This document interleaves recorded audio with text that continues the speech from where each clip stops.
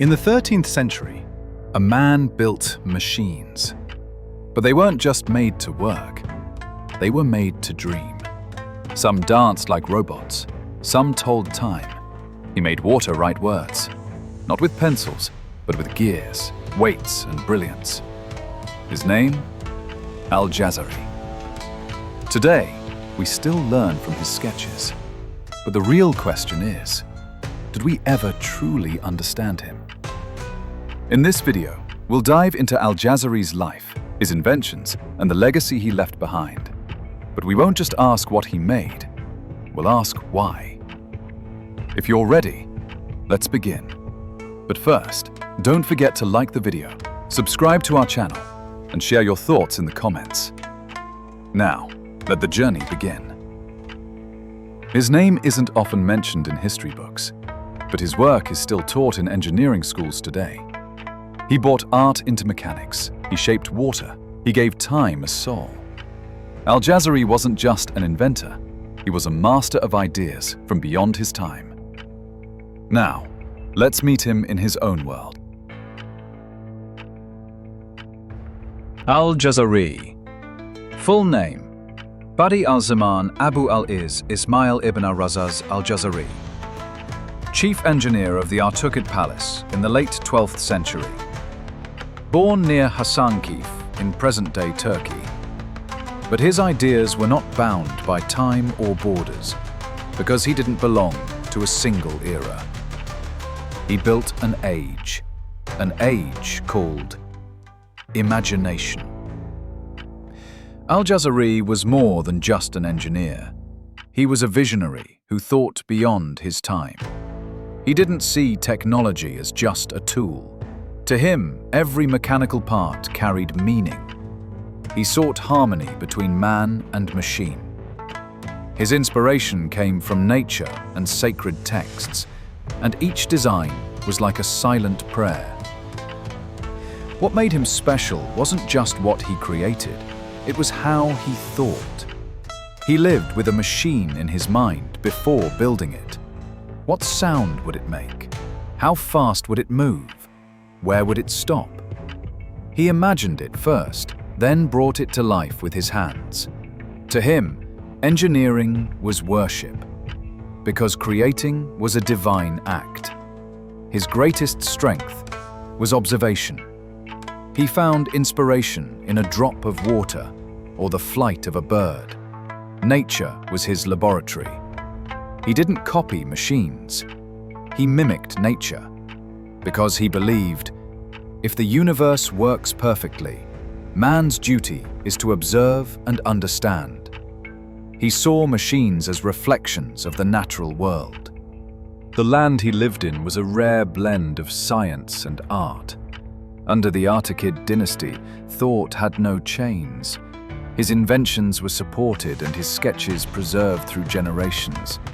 While many engineers were forgotten, his book passed from hand to hand. Because he wasn't just an engineer. He was a message sent across time.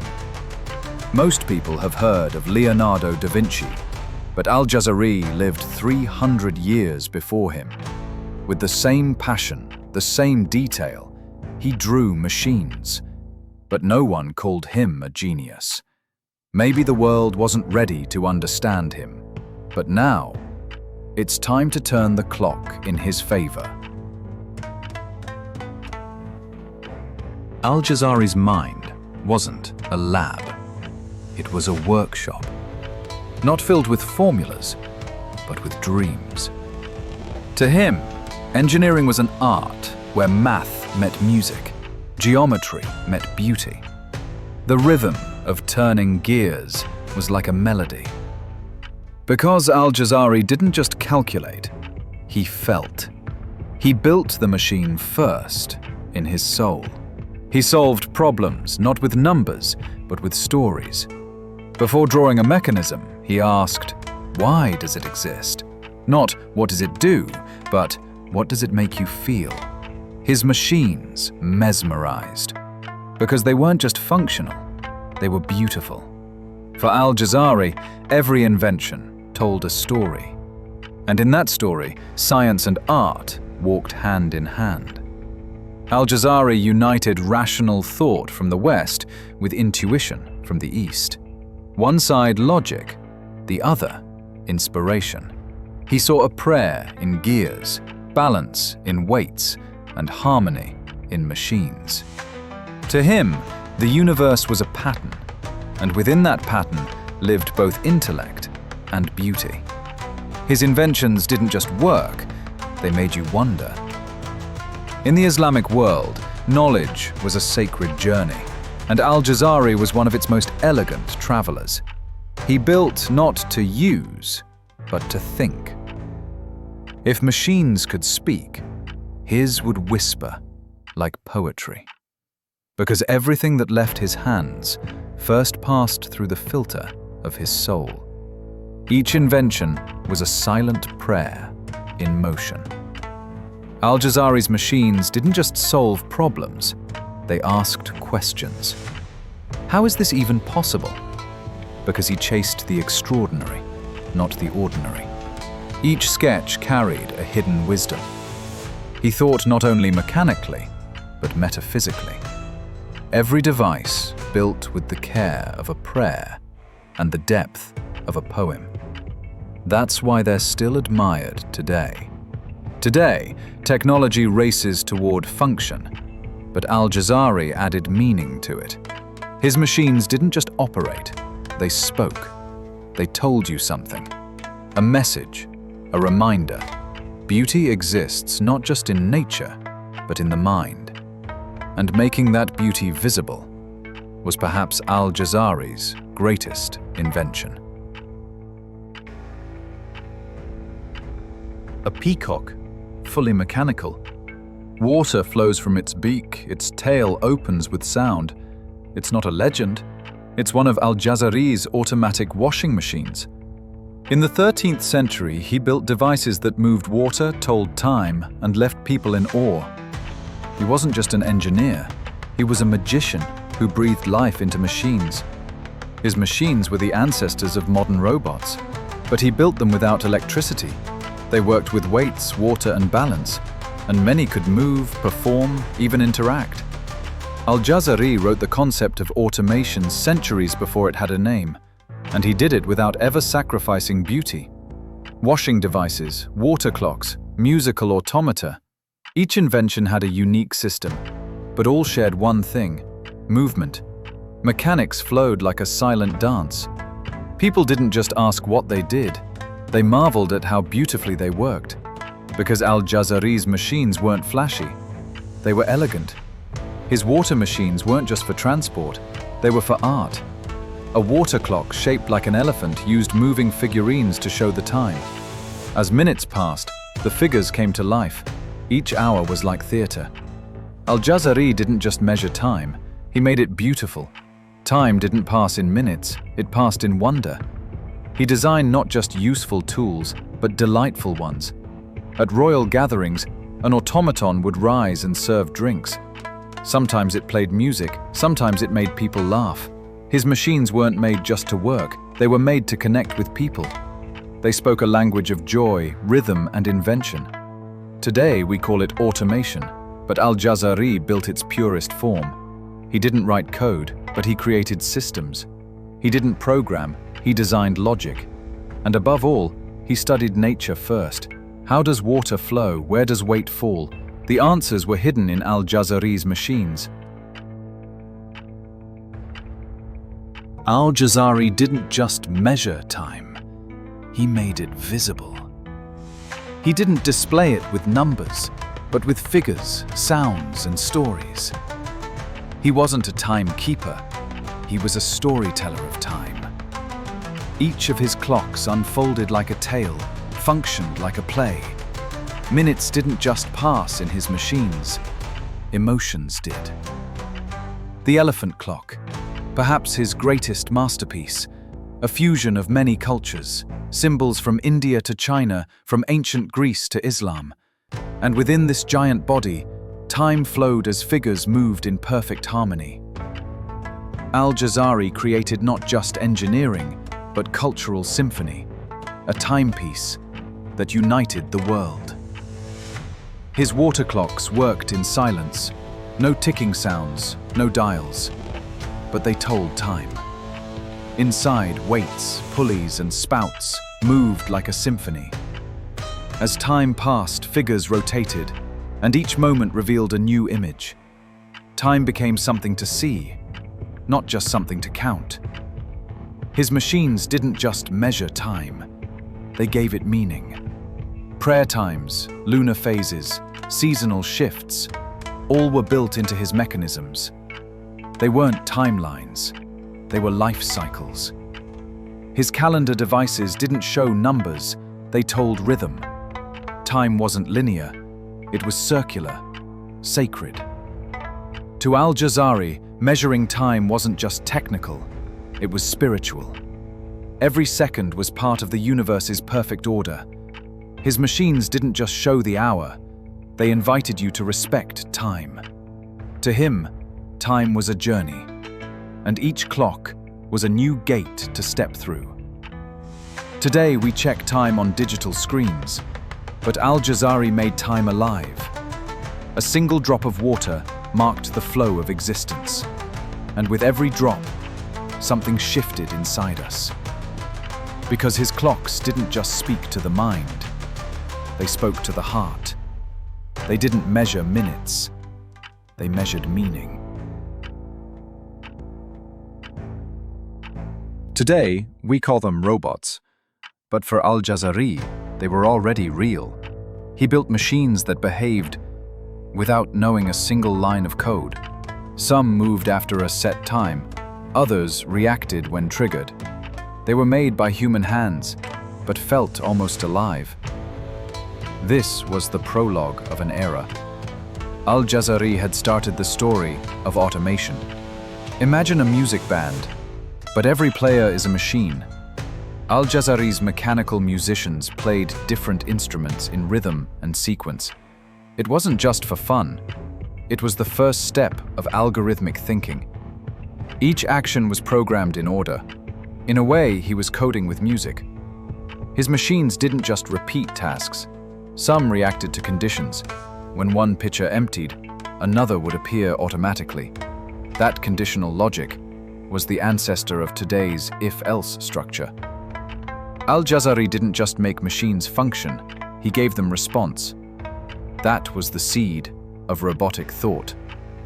To Al-Jazari, automation wasn't just convenience, it was a way of thinking. He designed mechanisms that mimicked human behavior. Like a servant automaton, it would bow, serve a drink, and retreat. This was not just technical, it was social engineering.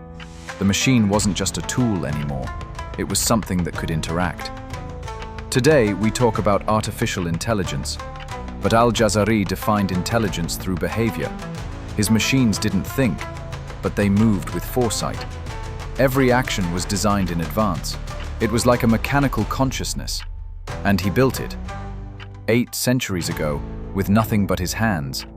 When we look at modern robots, it's impossible not to see Al-Jazari, because we're walking the path he opened. But here's the difference. He didn't build machines just to work. He wanted to give them soul. He believed a machine could be as graceful as a human, and that was a miracle born from human hands. Al-Jazari didn't build machines just to function. He built them to be seen. Every screw, every line, every shape was placed with artistic intent. Inside every mechanical system was visual harmony. To him, a beautiful machine wasn't just efficient, it had a soul. He used geometry not just for calculation, but for visual balance. Circles, triangles, spirals, all held meaning as well as purpose. His machines impressed not only when in motion, but when still. Because Al-Jazari believed form could speak. Sometimes a curved line said more than an entire equation.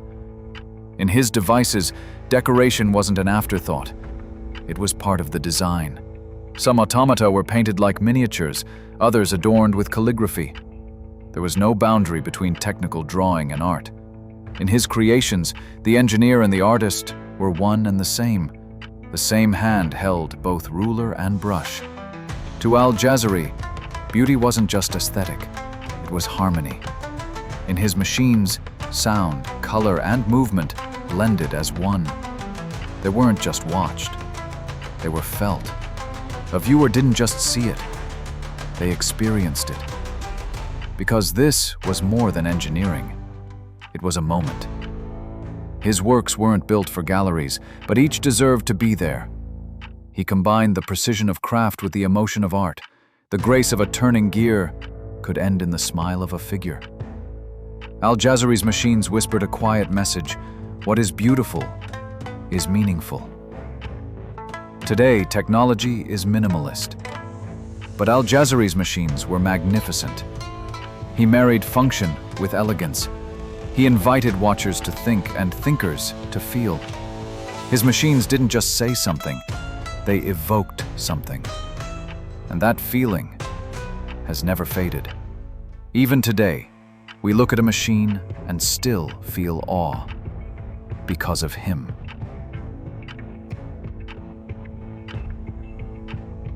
Al-Jazari didn't invent in isolation. Behind him stood centuries of knowledge. From Hippocrates to Archimedes, from Indian astronomers to Chinese engineers, he carried traces of many civilizations. But he didn't just copy the past, he interpreted it, expanded it, reimagined it. His machines were the spirit of history rewritten by the hands of the future. The Islamic world was in its golden age of science.